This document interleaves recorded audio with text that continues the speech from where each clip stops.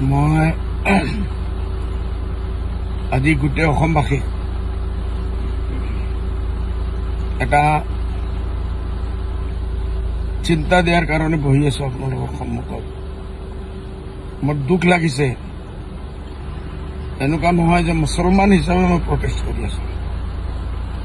87 বেছি ইয়াৰ্ছ এটা পৰম্পৰা জুম্মান নমাজটো আমি এছেম্বলিত ছাৰ ছাদুল্লাহ সাহেবৰ জমানাত পৰা আৰম্ভ হৈছে। আজ যোৱা ফ্ৰাইডেলৈকে চালু আছিল। এতিয়া হঠাৎ বিজেপি চৰকাৰ, ডক্টৰ হেমন্ত বিশ্ব শৰ্মাৰ চৰকাৰ, RSSৰ চৰকাৰ, বিশ্ব হিন্দু পৰিষদৰ চৰকাৰ হঠাৎ সজাগ হৈছে। মুছলমানকতো একো দিব নোৱাৰে। সব জায়গাত মুছলমানৰ ওপৰত পাবন্দী লগাই আছে।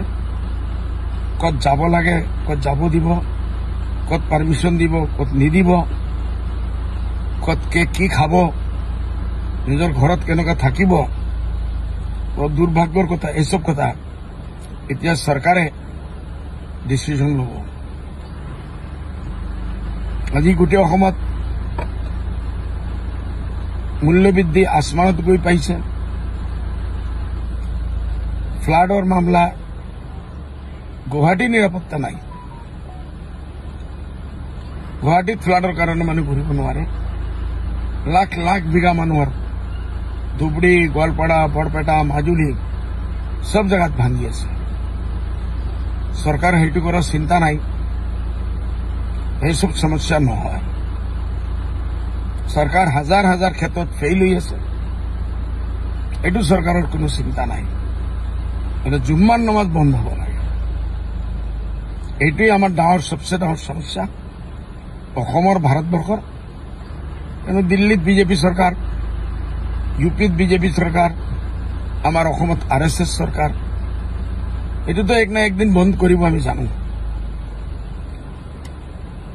আমি আমাৰ মুছলমানসকলক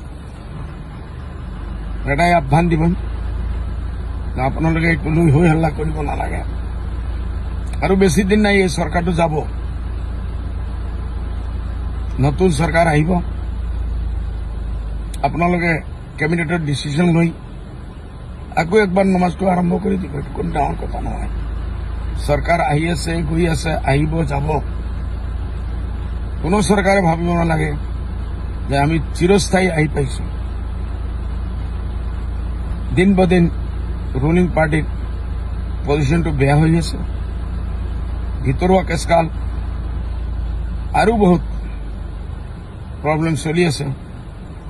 চৰকাৰে যোৰহাট যাব নোৱাৰিব, মিয়াসকলে কাম কৰিব নোৱাৰিব, আমি বন্ধ কৰি দিম। অমুক এৰিয়াত যাব পাৰিব, অমুক এৰিয়াত যাব নোৱাৰিব। এইটো গোটেই অসমত এটা ডাঙৰ দাঙ্গা ফাসাদৰ লাইনে মুখ্যমন্ত্ৰী হিচাপে লৈ গৈ আছে। ইলেকশ্যনৰ আগত, 26ৰ আগত, পঞ্চায়তৰ আগত কোনো ইস্যু নাই তেখেতৰ আগত। এটাই ইস্যু আছে, মিয়া, মুছলমান, হিন্দু। সেইটো কৰি কিমান দিন ৰাজত্ব কৰিব? এইটো স্থায়ী পলিচি নহয়। চিএম সাহেব, সদ্ভাৱনা, প্ৰেম, মহব্বত চৰকাৰ থাকক নাথাকক, অসমৰ যেটা আমাৰ সম্প্ৰীতি আছে সেইটো বজাই ৰাখক। আৰু আপুনি কি পাৰে মুছলমানক বন্ধ কৰিব। আমি জানো, লিষ্ট আছে আপোনাৰ RSSৰ। নাগপুৰৰ পৰা আহে, এইটো বন্ধ কৰা, সেইটো বন্ধ কৰা, সেইটো আপুনি কৰিব বাধ্য। যেনে CM থাকিবলৈ আপুনি এইটো কৰিবই লাগিব। দুখৰ কথা, ডাঙৰ ডাঙৰ সমস্যা আমাৰ সমস্যা আছে, ইস্যুজ আছে। সেইটো চৰকাৰে বন্ধ কৰিব নোৱাৰে। খালি জুম্মান নমাজে সবচে ডাঙৰ ইস্যু হৈ গ'ল। মই আমাৰ মুছলিম MLA সকল, মিয়া ভাইসকলক, মুছলমান সমাজক মই আহ্বান জনাওঁ, আপোনালোকে অলপ শান্তি ধৰক, ধৈৰ্য ধৰক। আৰু কি আছে ডক্টৰ হেমন্ত সাহেবে কৰি দেখাই দিয়ক। 2026 আমাৰ সন্মুখত আছে।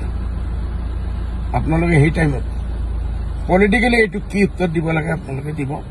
মোৰ আশা আছে এতিয়ালৈকে আপোনালোকে অসমত শান্তি ৰাখিব, এইটো লৈ হাল হুষ্ট নকৰিব, এইটোৱে মোৰ আহ্বান।